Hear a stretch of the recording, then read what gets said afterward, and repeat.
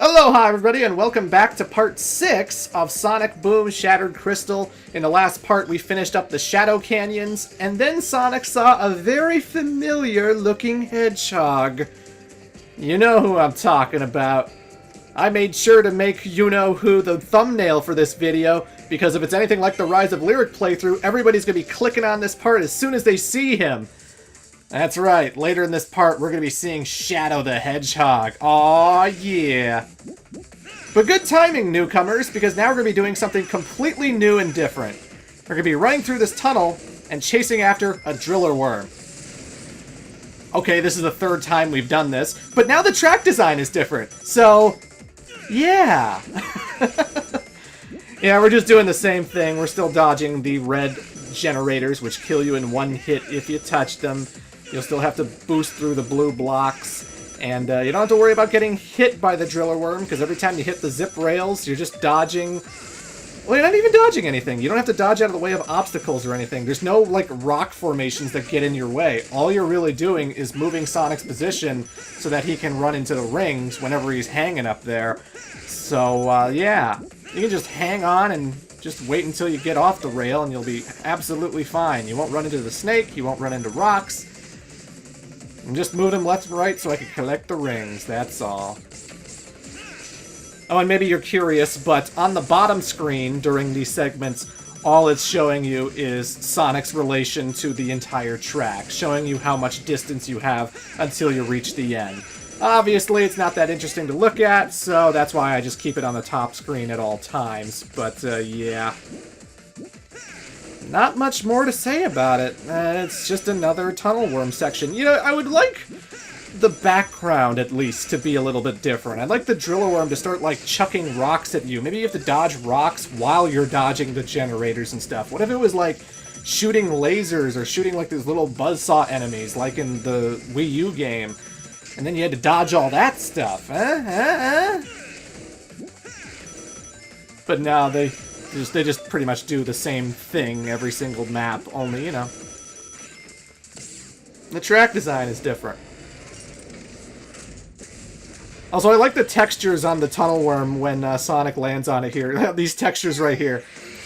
It's always like that. It's not like, oh, my game glitched up or my game didn't load it correctly. No, no. Every time I've ever played this game, anytime I've ever watched a Let's Play of Shattered Crystal, the few playthroughs that exist on YouTube. Believe me, this is probably going to be one of the more clickable playthroughs of mine, just because not everybody plays Shattered Crystal, but the textures are always like that on the worm. It always looks so weird compared to Sonic. Hello, Shadow! I see you've come out of the shadows. Ha! Gay! There are no shadows. It's a joke. Your name is Shadow, hiding in the shadows. Get it? It's funny. Hold on. You are talking like a robot. Wait, now I am talking like a robot. You will fail. How do you know what... I mean, how do you know what I'm doing? Do you know where Amy is? Your destruction is inevitable. You will not stop us. Challenge accepted. Alrighty, folks, so now we're taking on Big Bad Shadow the Hedgehog, who's acting a little more robotic than usual. Again, the reason for this is we saw in part 1 in the prequel comic that Archie did for the game. He ran into Lyric, and then Lyric slapped that mind control device on the top of his head, so now he works for Lyric, and that means he's our enemy. So we're going to have to race him in a very similar race to the one we had with Styx in part 2. And don't worry about these rival races. Shadow will not actually attack you during these segments. He's not going to be trying to homing attack you or dash and boost into you. He's not even going to shoot a whole bunch of chaos spears or anything. All you need to worry about is finding the right pathways, moving really fast, and trying to reach the goal before he does. Because after all, if Shadow reaches the goal before you do, well then, fucking the nukes go off, the entire world explodes, you know, the universe as we know it ceases to exist. I don't make the rules. That's just the way this universe works, okay? But, ooh, dash down, hell yeah. Sometimes, I always recommend, like, looking for the Trail of Rings, because that will tell you where the shortcuts are, but sometimes you'll have to notice that, like, oh, there's a bounce pad above me, as opposed to right ahead where I could be going. Maybe I should go where the bounce pad is, and that'll take me to a shortcut. Maybe I should air dash through this blue block that I'm about to jump over, because maybe it'll get me through the area quicker. Who knows? Generally, you see an alternate path that feels out of the way, it might actually make you go through the whole thing a lot faster than normal. And following the rings, that's always a good idea. It's a good idea. And booyah! Looks like you're the fake hedgehog around here. You're comparing yourself to me? Ha! You're not even good enough to be my fake. I'll make you eat those words.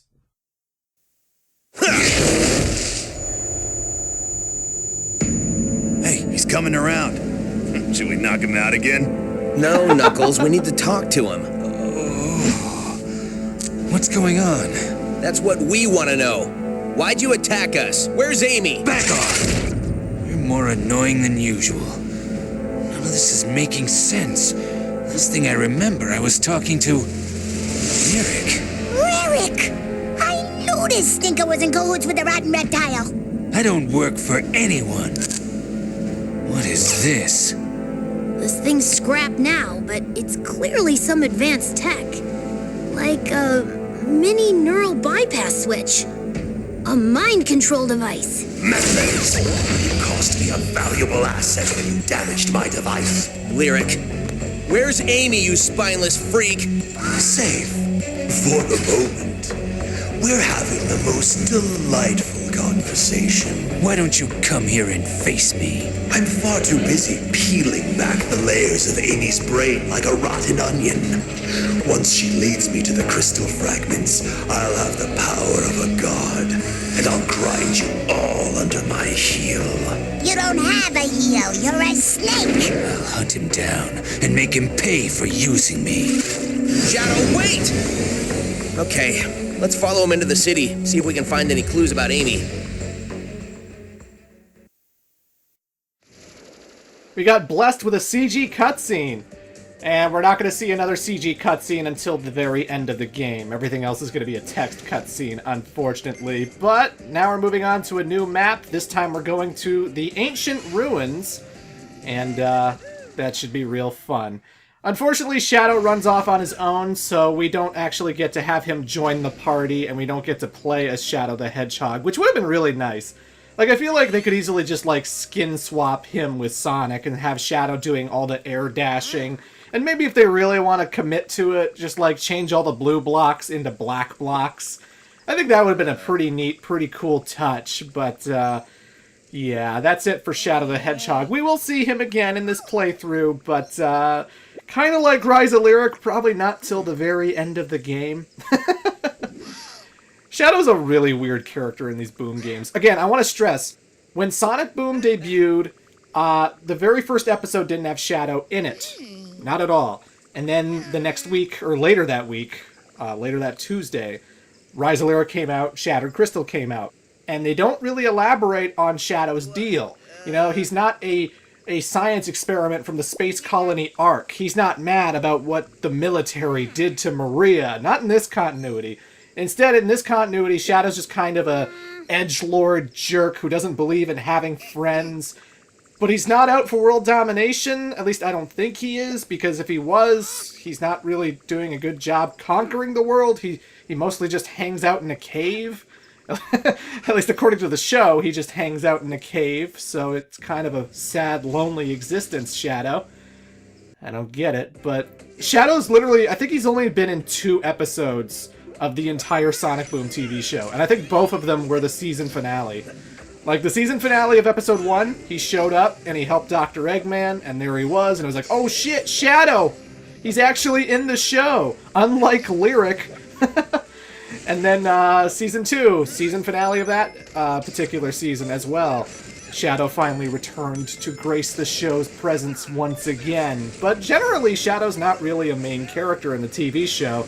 So the most exposure he got was with these video games. You know, he was just a boss that we beat up, and occasionally he showed up in cutscenes with Rise of Lyric and Shattered Crystal. And Shadow's not even in Fire and Ice. Shadow does not return in Sonic Boom Fire and Ice. So,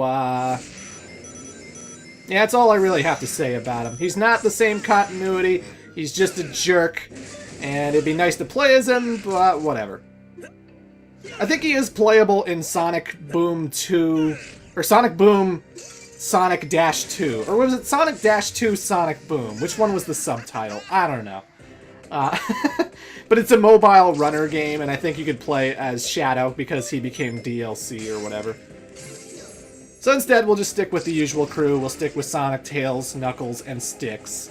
It's nice to hear Styx in a cutscene, because, like, the text cutscenes don't really do justice to Nika Futterman's performance as her. Nika Futterman is the voice actress for Styx, and when she actually gets into the crazy, kooky, insane conspiracy theory kind of performance that Styx is all about, it's actually really solid, and me reading out Styx's dialogue doesn't do the character justice, but yeah. I remember reading that Styx was actually inspired by another Sega character, a character from the video game Skies of Arcadia. It's this character named Aika, who has a very similar hairstyle and also used boomerangs as her weapon in that game. She's not a conspiracy nut, though, and she's not off the rails talking about, the government's looking at you with secret cameras, ah! But I played Skies of Arcadia once. I played it once, and it was the GameCube version, not the Dreamcast version. I remember picking it up on the GameCube and renting it for a day. And again, the problem with renting video games back in the day, especially with RPGs, you only have them for so much time. I had school, I had homework, and for some reason I just had $5 and I was just like, I'll rent this RPG. Maybe it'll be really solid and I'll want to ask my mom to buy it for me. I don't know. I'll ask my mom for Christmas if I can get Skies of Arcadia, but yeah, I rented Skies of Arcadia Legends. It was okay, but I was also playing the game as a dick. And I found the game really hard, and I was like answering every single one of those choices you get as a prick, and it like changed Vice's like title. Like it'd be Vice the Uncaring, Vice the Cowardly, Vice the whatever. And I found the game really difficult, and I don't know if it was related to the title thing or because I was a stupid kid who didn't know how to play RPGs back in the early 2000s. I want to give that game another shot. I want to see if maybe I was just, like, being dumb that day, because I remember it being kind of hard. I would love to give it another shot, but the problem is, Skies of Arcadia, pretty expensive, whether on the Dreamcast or the GameCube. Very hard to track down a copy of that game, so yeah. Anyway, just thought I'd bring up that one of the characters, Aika, may have inspired the character of Styx for the Sonic Boom franchise. And Styx is only in the Sonic Boom franchise. She doesn't show up in Sonic Mania or Sonic Forces. So if Boom does not make a return, we might be seeing the last of Styx forever.